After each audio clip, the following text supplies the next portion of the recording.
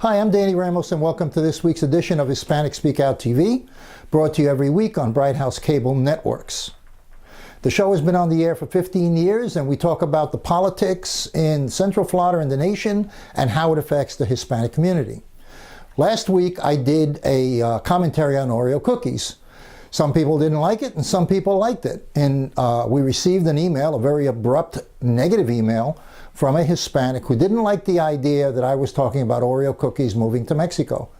That person used some foul language in his email to me, which I didn't appreciate, but it just goes to show how emotional the topic is and what's going on in the presidential campaign this year. As you know, Oreo cookies has moved to Mexico. However, now they're made in Mexico. So how does that affect everybody? It's very simple. On the Mexican side, Oreo cookies is now employing hundreds, if not thousands, of Mexicans in Mexico for $1 or so an hour. And that's great jobs for Mexico that American corporations are bringing to Mexico. It's a good idea. It helps the Mexican economy.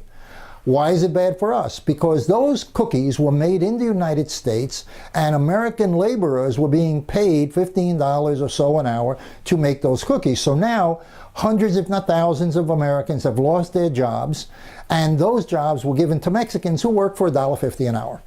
The 1% or the tenth of 1% gets richer. How do they get richer? And how does the middle class fall out?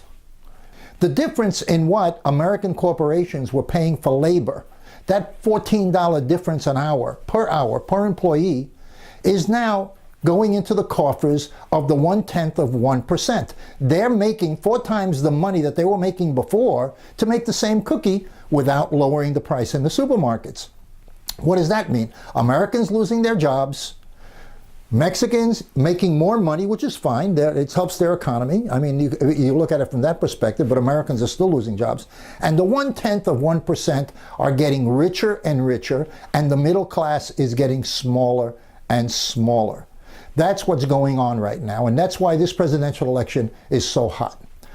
So that's where we are. We're now going to go into our political discussion side of the program. I just wanted to mention to you that Hispanic Speak Out TV received an educational award this week, and I want to thank all the staff of Hispanic Speak Out TV for their great work all this time. Stay tuned. Synchrony Financial está contratando a representantes bilingües de colecciones en Orlando. Ofrecemos un salario inicial competitivo, incluyendo bonos mensuales hasta $1,200 y un paquete de beneficios integrales, cuales se inician desde el primer día. Aplique hoy en synchronycareers.com, que es SYNCHRONY careers.com, o envíe por texto el código SYF103 al 90206. Repito, envíe el código SYF103 al 90206. Hi, I'm Jose Miranda. This is Hispanic Speak Out TV, brought to you on Bright House Channel 49 each week on Tuesday nights, starting at 9 o'clock, actually. We have EDU TV with Greg Perkins. We have, behind us, we have Latina role models, so stay tuned to that program.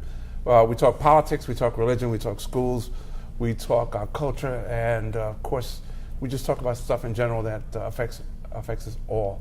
I'm being joined with the one and only Anthony Suarez. Thank you, sir. Who is a talk show host. He is a, you name it, you are it.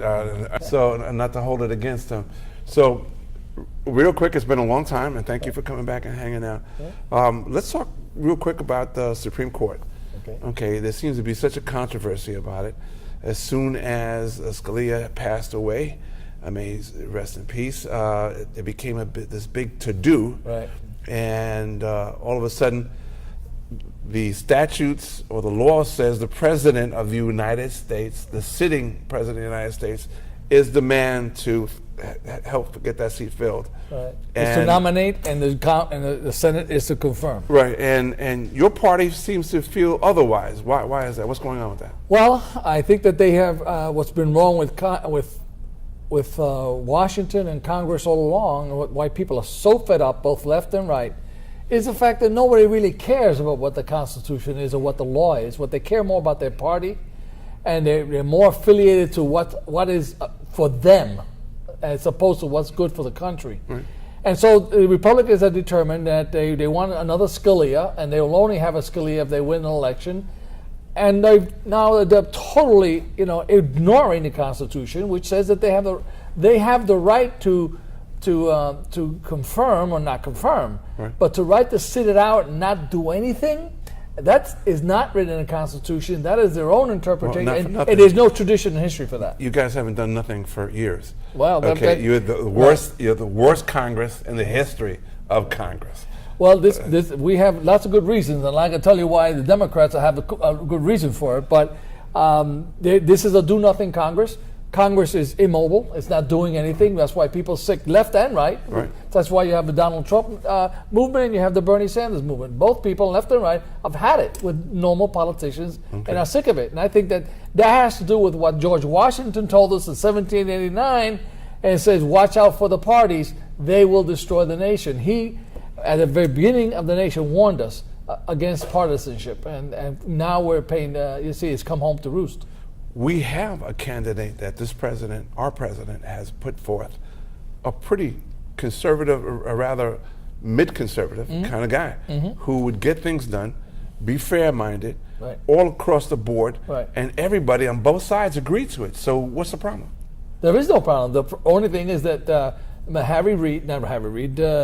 McConnell has made the determination that he is going to play tough guy with the president. And he, in my opinion, is violating his constitutional oath, which is to bring this to a vote. And so I think what's wrong is that Mitch McConnell is wrong. Right. Well, some people will say that the court has been in chaos for years and years and years, and now it seems to be trying to take some sort of corrective measures. Would you buy into that? Yeah, I do, because I indicated to you, I do teach law at the law school, and I teach constitutional law. I could tell you that the Supreme Court was supposed to be impartial and has become a political football, and deciding whether the judges are those that believe in strict construction or those that judges believe that it's a living document and should be interpreted. So that between those two different philosophies, judicial philosophies, you have the Congress being divided. Now, they should be judged, the candidates, on who's the best qualified, who's got the best credentials.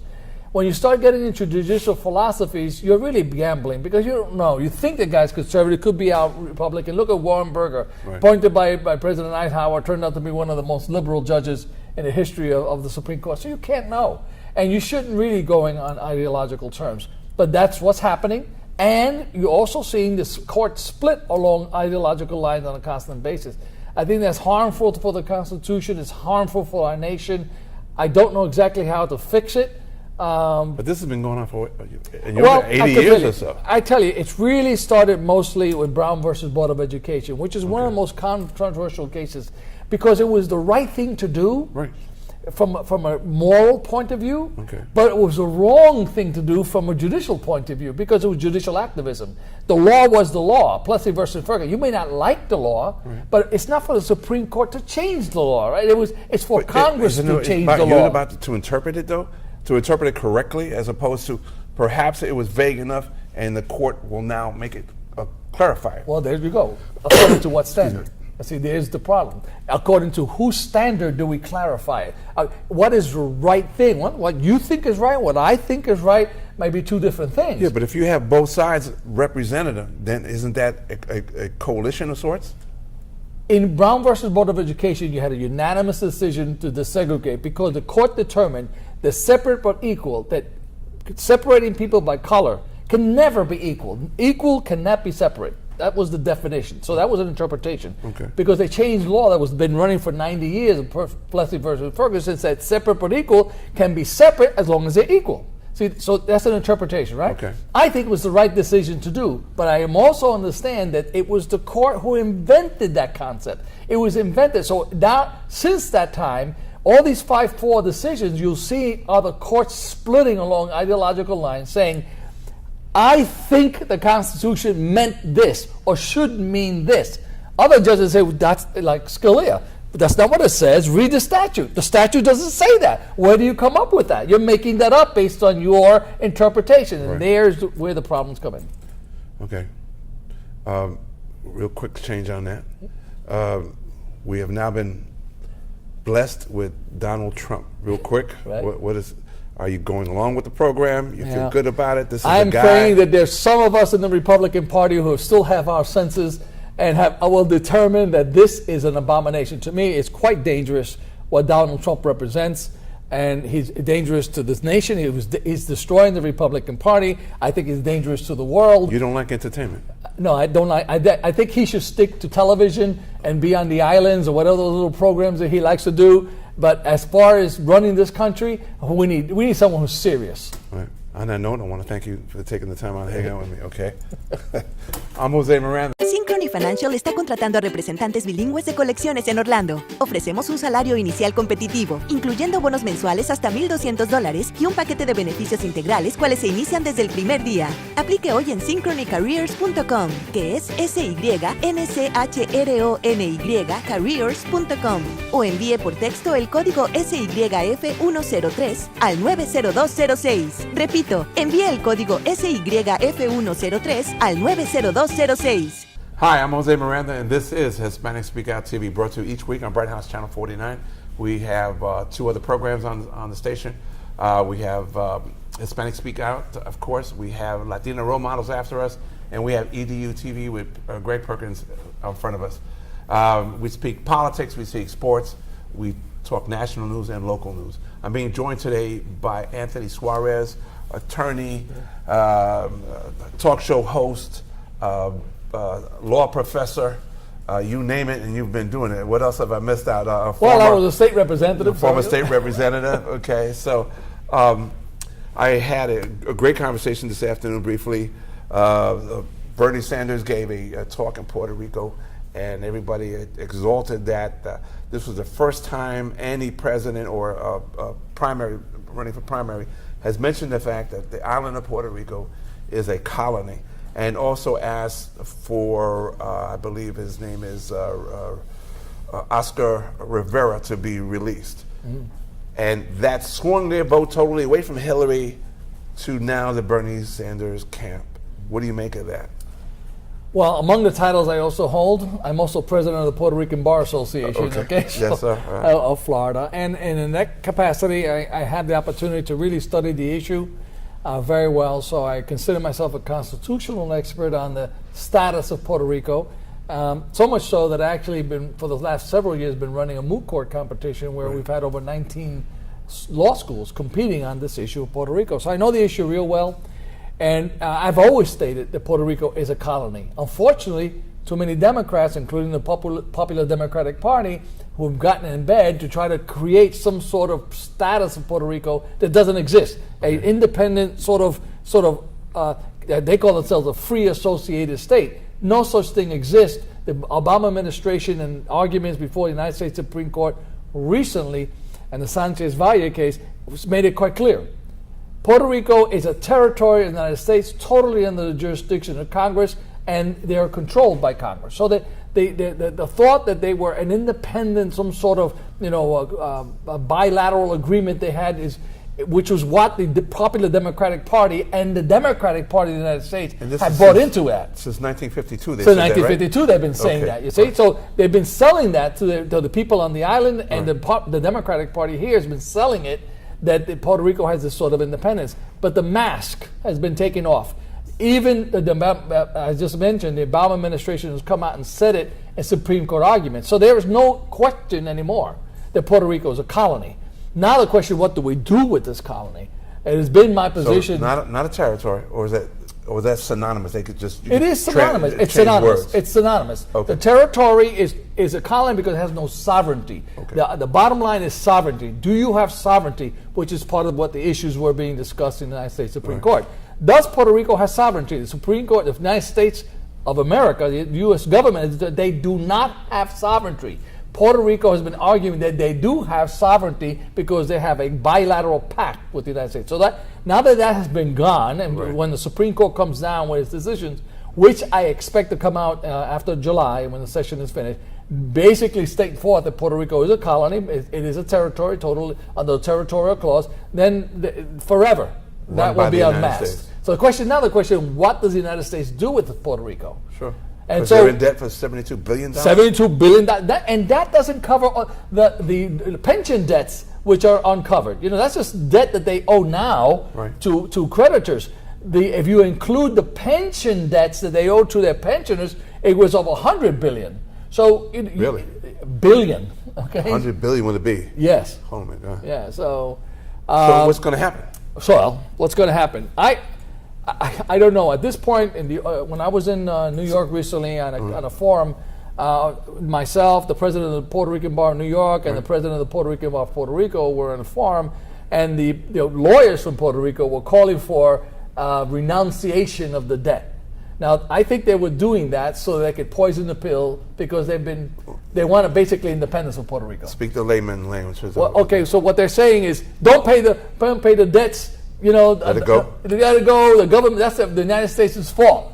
So by doing that, that would reject the basic principle of our country, Right. and that would make it impossible for Puerto Rico to become a state. The only option, if it can't be a colony, and it can't be a state, What's good? well, then it could only be an independent country. So I think that's where they're angling.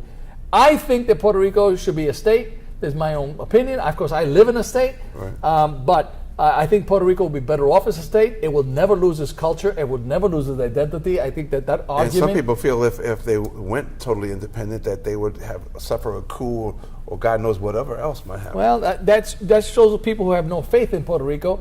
I think Puerto Rico has law schools, it has medical schools, it has engineering schools. Right. It's a sophisticated community, a sophisticated society. I think Puerto Rico can manage its affairs. Okay. It will be poorer. I think it will be poorer, but that doesn't mean it can't do it. The Dominican Republic does it. The Virgin Islands do it, and don't have the economy they do. If they declare Chapter 9, which they're trying to seek, that only pays a portion of That's their correct. debt. So what happens? Well, then Puerto Rico swallows what? Well, that's why Puerto Rico is asking for what Congress is asking for, what Bernie Sanders is asking for, is Super Chapter 9. They want to give Puerto Rico. I don't know if it's Super Chapter 9. Super Chapter 9. They want to give On Puerto steroids, Rico. what? A Chapter 9 on steroids. Chapter 9 now allows cities and public corporations to go into bankruptcy. It does not allow the state itself to go into bankruptcy. Okay. So what Puerto Rico is asking, look, our problem is only 30% of the debt is Chapter 9. So Chapter 9 is not going to be good enough. Right. So give us Super Chapter 9 so we can go in the entire debt into a Chapter 9 proceeding. But no state has that right. So how could Puerto Rico ask for more rights than Florida has? Okay. I mean, I don't think that's a viable option. So is that what Congress and the Republican Party is trying to debate? That's when they're trying to stop. Exactly. They're trying to allow Puerto Rico from what the Democrats and Obama has proposed, a Super Chapter 9. So the Republican Congress is attempting to put a fiscal control panel like they did in New York and like they did in Detroit to oversee that. I'm against that personally because I think that takes away the responsibility of making the tough choices from the politicians who should be making the tough choices, not some panel. And particularly in the case of Puerto Rico, who already has this history, of the macheteros. And so, imagine all of a sudden the gringos decide to cut the teachers' payroll or cut the pensions. Yeah. It's going to be a disaster on the island. I just don't see it being positive. On that note, I have to say cut it, but we got to bring you back to continue this. This is just off the chain, man. So thanks a lot. Okay. All right. I'm Jose Miranda. This has been Hispanic Speak Out. We will return to this topic. We'll see you again next week, same time, same channel. Synchrony Financial está contratando a representantes bilingües de colecciones en Orlando. Ofrecemos un salario inicial competitivo, incluyendo bonos mensuales hasta $1,200 y un paquete de beneficios integrales, cuales se inician desde el primer día. Aplique hoy en synchronycareers.com, que es SYNCHRONY careers.com, o envíe por texto el código SYF103 al 90206. Repito, envíe el código SYF103 al 90206. Mira, ¿dónde tú estás? Ya estoy aquí, mi vida. ¿Pero qué están tomando? ¿Pero por qué? Porque me traje lo nuevo y diferente, Taíno Light Boricua Beer. Y lo más importante es que es lo nuevo y acabadita de salir al mercado. ¿Y saben buenas? Claro, ambas cervezas tienen los mismos beneficios que una copa de vino. Con menos calorías. La Boricua Beer 6%, fuerte pero con sabor. Y la Taíno Light 4.5% y es artesanal. Eso me gusta. Somos familia, calidad y sabor. Visita boricuabeer.com. Synchrony Financial está contratando a representantes bilingües de colecciones en Orlando. Ofrecemos un salario inicial competitivo, incluyendo bonos mensuales hasta $1,200 y un paquete de beneficios integrales, cuales se inician desde el primer día. Aplique hoy en synchronycareers.com, que es SYNCHRONY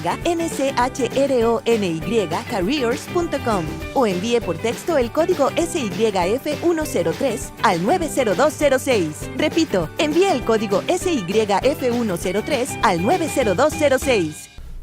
Welcome back. I'm Jose Miranda. This is Hispanic Speak Out TV, brought to you each week on Bright House Channel 49. We have two additional programs, EDU TV with Greg Perkins, and we have Latino role models, so please stay tuned for that. We talk politics, we talk religion, we talk culture, we talk about things that affect our everyday life and death issues, as well as just the mundane stuff as well. I'm being joined today with Anthony Suarez. How are you, sir? Once again, attorney, a former council person, a law professor, a host on radio. I think he does dishes and windows on the weekends as well, okay? The topic is about the island of Puerto Rico in Chapter 9. So to continue, it is a topic that is volatile. Right. And as soon as you speak about it, it breaks out in an argument, okay? Right. What I've heard is Latinos saying for the island that there's this chance of an overseer type person to come in Right. and to straighten out things. And the Puerto Ricans in their own little things, you know, with their gonads this big, you know, want to say, no, I want in again, Right. when they already blew this place apart to begin with. So what do you say about that? well, I mean, it is my opinion that having a fiscal control panel is an aberration of the Constitution and takes away democracy. You now have got a super panel of people who are not elected, who now determine the priorities of the society. So I object to that. And because Puerto Rico is already so sensitive, because it has been a colony Right. for the 117 years, that putting the super panel on it only enhances that concept, it reinforces that concept, and ultimately, because there's always this little backdrop of, you know, look, a gringo that invaded. But remember, Puerto Rico was invaded. Right. Puerto Rico was taken as a possession. Okay. Now, we've had a relationship for 117 years, generations, like myself, my family have been living here. So over years, by hand. But that is the history of the island. Right. And so by imposing a panel and then having this panel do the fiscal responsible things that they need to do, Right. instead of the local elected official, it creates a very big backlash. I don't think that's going to be helpful. Yeah, but the local officials have been corrupt. They have been. Okay, but so you know what? how do you they all of a have to sudden pay go the like this? concept. It's Well, not- I think the way to solution this is to give Puerto Rico a block grant. Don't give them any more money than that. Give them a block grant and say, okay, you know, in the past we used Well, to we give said money. we said 100 million, didn't we? All Say right, 100 so billion? $1 billion, which they owe, but Okay. we give them money every year for the highways, the schools, education, so Okay. forth. You know, so instead of dividing it and telling them you must spend it here, you must spend it here, my proposal is give them a block grant and say you decide where money is going for education, what money is going for hospitals, etc. Okay. Let those elected officials with the cake you have given them cut the pie. Right. Let them pay the cost of the population when they make the wrong decision, But as then- opposed to have somebody else do it. How do you prevent them from coming right back to square one? And let's not forget that they They just won't have the money. They They got just won't themselves- have yeah, the but money. they got themselves in this bond issue. Right. Okay. Those bonds are still there. Right. Okay, so what do we do with the bonds? Well, You're an attorney. What do the we do? bonds have to be restricted, just like a mortgage modification. We'll just have to extend the bonds. That has to happen so to give Puerto Rico time and space in order to pay off the bill. But if they have a certain income that they must generate themselves, Right. income that's coming from the United States in a block grant form, then they have to make the priority. They have to decide how to spend this money. If it blows up again, if they refuse to cut down on the pensions and they refuse to cut down on the cost of government. For example, Jose, Puerto Rico has 3.5 million people. They have a government that's operating all year long. The legislators make $90,000 a year plus perks. Florida has 20 million people, right? 7 times the amount of people in Puerto Rico, and its legislature meets only 2 months of the year. The legislators here make $31,000 a year. Now, when you have bloated government like that, Please don't come back to the United States and say, give me money when you don't have your own house in order. Right. They have 68 mayors in the little island of Puerto Rico. 100 miles by 30 miles, 68 mayors. All of them make 90, not all of them. Some of them make more than 190,000. Some make less, but no one makes less than 70. How did that get to be? Who the hell happened? I mean, Scotty, who allowed that to happen, man? Well, this is just okay. And who allowed the government to be the main employer? Over 51%. The people voted for this. The people voted because the people were being promised things by politicians that elect me and I will give you this. Elect me and I will give you that. That is the problem with this nation. Puerto Rico is just exacerbated. So you're saying for the last, I don't know, 70 years, the people of Puerto Rico have been like, just gay old time, happy, everybody's just give me cool. more, and the legislators keep promising more, and every year they build a new train and they build a Coliseum with what money? Borrowed money. They keep borrowing money. Now they have to pay the piper, and now no one has anything. You got 45% of the population is on some sort of public assistance. Another percentage, even higher, is receiving SSI and disability. And the highest rate of disability in the country in Puerto Rico. Okay, we have all these people dependent on mainland and dependent on the government, and you what's the solution? We're just going to give them a block of money and say, after you spend this, you run on your own. You well, no, the block every year we give Puerto Rico money for highways, all these things. So just give it them in a block grant, and they decide what the priority is. Do we fix the roads or we pay the teachers? Now, for example, the big complaint, we're closing schools in Puerto Rico. This is terrible. No one likes closed schools. But they've lost 300,000 people have left Puerto Rico. What, do they keep the schools open with 10 students? Right. They have to close the school. Right. They have to be efficient. That's not a claim. And that's a ludicrous accusation. 1,000 a month Well, coming here. So or more than that.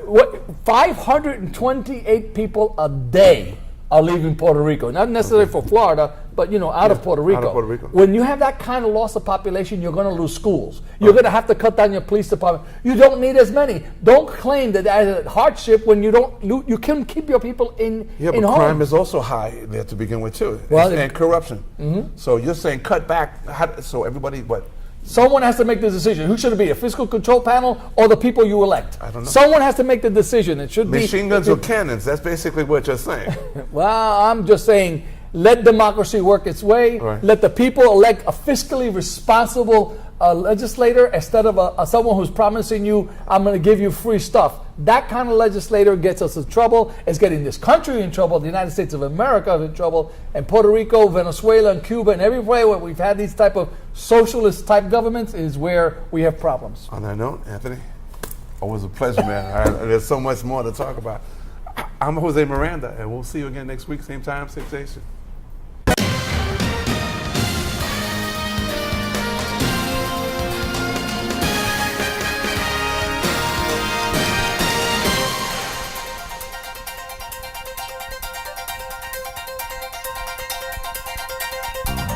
Mira dónde tú estás. Ya estoy aquí, mi vida. ¿Pero qué están tomando? ¿Pero por qué? Porque te traje lo nuevo y diferente, Taíno Light Boricua Beer. Y lo más importante es que es lo nuevo y acabadita de salir al mercado. ¿Y saben buenas? Claro, ambas cervezas tienen los mismos beneficios que una copa de vino. Con menos calorías, la Boricua Beer 6%, fuerte pero con sabor. Y la Taíno Light 4.5% y es artesanal. Eso es. Somos familia, calidad y sabor. Visita boricuabeer.com. I am for the child who's had 7 addresses in a single year because she's in foster care, because her father abused her, and her mother couldn't believe her. She is the child I am for. I am a volunteer child advocate. I am you. Florida residents call toll-free 866-341-1425. Synchrony Financial está contratando a representantes bilingües de colecciones en Orlando. Ofrecemos un salario inicial competitivo, incluyendo bonos mensuales hasta $1,200 y un paquete de beneficios integrales, cuales se inician desde el primer día. Aplique hoy en synchronycareers.com, que es SYNCHRONY careers.com, o envíe por texto el código SYF103 al 90206. Repito, envíe el código SYF103 al 90206.